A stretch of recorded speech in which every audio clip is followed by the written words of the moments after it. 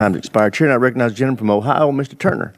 Mr. Colby, this is going to be a nice transition from your conversation you just had, turning you to page 10, where you were just referencing on Russia. You agree that Russia is an adversary and a direct threat to the United States?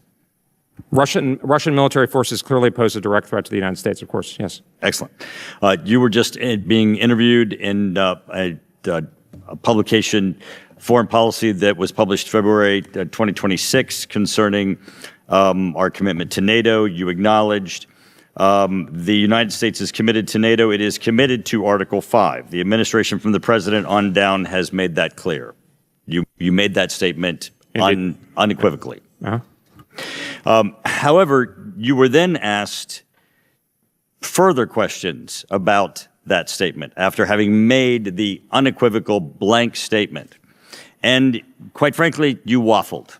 And I'm going to give you a chance to unwaffle. What happens when a simple yes or no question turns into a heated confrontation on Capitol Hill?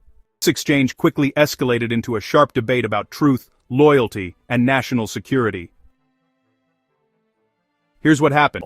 And the unwaffling is, in that blanket statement, I think you made it clear that within NATO, there are no territories within NATO that are second-class citizens. There are no territories within NATO that are not within our Article 5 commitment, correct?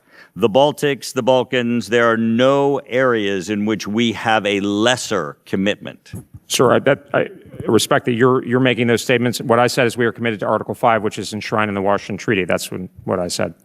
So to make it clear so that you're waffling, which goes on page after page, since you are capable of making the blanket statement, you are capable of saying that within the blanket statement of the United States is committed to NATO, the aggregate of NATO, and is committed to Article 5. You are capable in front of this committee that is committed to NATO and committed to Article 5 to acknowledge that there is no territory within NATO, that there's a second-class citizen, and there's no area within which within our national defense strategy is a lesser territory.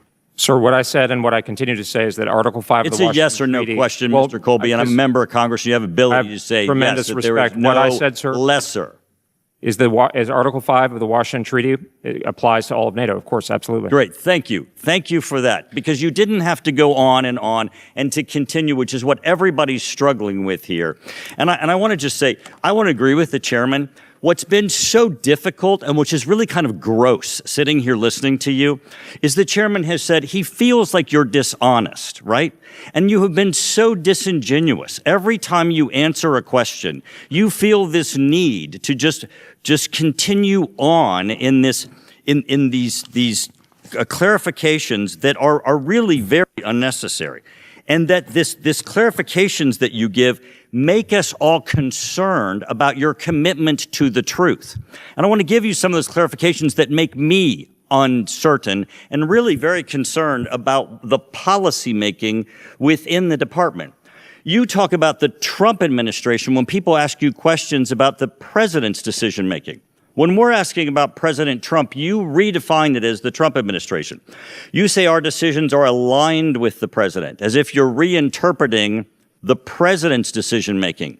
I want to know about the president's decision-making, not you being your interpretation about being aligned.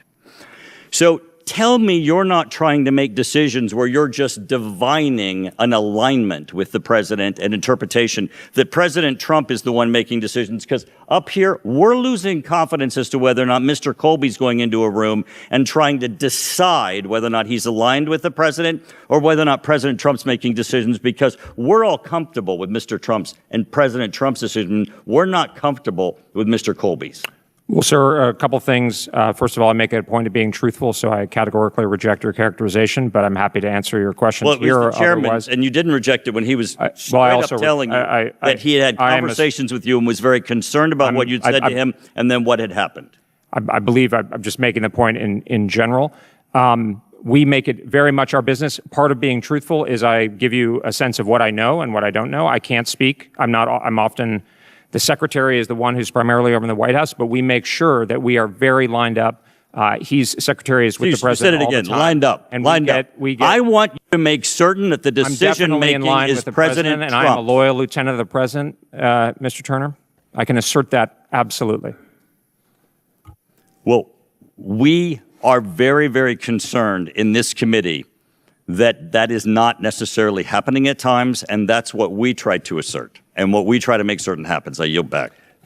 Please be kind to like and subscribe for more, and thanks for watching.